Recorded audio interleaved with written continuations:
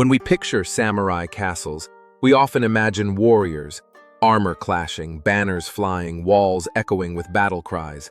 But there was another side to these stone fortresses. Behind the lacquered doors and painted screens lived women whose lives shaped the pulse of castle life. They were not just witnesses to history, they were its quiet architects. In this episode, we step inside their world. Beyond the walls, the hidden domain of women.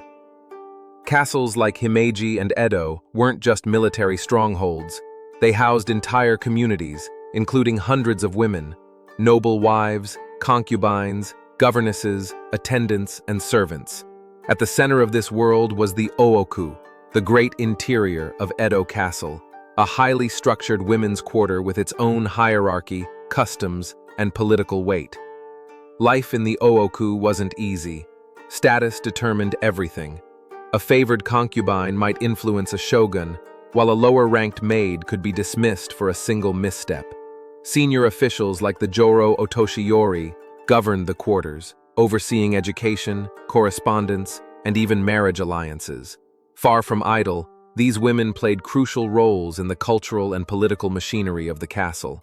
For many, entering the Ōoku meant lifelong confinement. Selected in their early teens for beauty or lineage, they were trained in etiquette, poetry, calligraphy, and emotional discipline. Reputation was currency. A well-placed rumor could shift alliances. In this enclosed world, influence was subtle but real. Daily rituals and unseen rules. Each day in the castle followed a strict rhythm. Before dawn, women prepared for a day governed by decorum and detail. Mornings might begin with poetry recitation or writing lessons. These weren't hobbies, they were tools of social survival. Dress, too, was a language. Layers of silk carried symbolic meaning. Colors and motifs communicated everything from marital status to seasonal awareness. Meals were taken in silence, served with ceremony. Conversations were measured. Movements were rehearsed. The castle was not chaotic. It was choreographed. Young girls, often sent to serve from noble families, were raised within these rituals. Some never stepped outside again. Their world was built of folded screens, scented corridors, and unspoken expectations. Yet within this structure, moments of joy and rebellion still bloomed. A poem shared in secret, a stolen glance, a whispered joke between rivals. The Onna-Bugeisha, women who took up arms. Though many women in castles lived by the brush, others trained for the blade. The Onna-Bugeisha were female warriors of samurai lineage. Trained in the use of the naginata, they defended homes and castles in times of crisis. Their role was not symbolic. When threats came, they fought. In war-prone provinces, girls learned martial arts alongside lessons in literature. Defense of the household was considered an extension of their duty. Otazu no Kata, for example, led a resistance during the siege of Hikuma Castle. And Nakano Takeko, though later in history, became famous for her bravery during the Boshin War. These were not myths, they were military participants. Even in peacetime, many noble women kept weapons at hand. A tanto beneath a pillow was both practical and symbolic, a nod to loyalty, protection, and the ever-present possibility of betrayal. Miyohime, from castle lady to nun. Historical records of Miyohime are sparse, but oral accounts tell of a remarkable figure.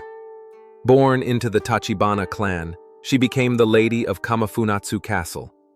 When her husband died during a period of political unrest, she reportedly took command, held the castle, and secured peace. What sets her apart is what came after. Rather than remain in power, she renounced her title and became a Buddhist nun, adopting the name Kensho-in. In her later years, she served as a spiritual mentor to young warriors, advising them not only on courage, but on compassion and discipline. While her story may straddle the line between fact and folklore, it reflects a truth seen in many eras. Some women led not through conquest, but through clarity and counsel. Silken steel, the weight women carried. Life in the castle demanded more than ritual. It required resilience. The burdens women bore were heavy, not always physical but psychological. Their duties ranged from raising heirs and managing households to mediating tensions and preserving alliances, all within a system that rarely gave them credit. For every warrior or noblewoman remembered by name, countless others remain anonymous.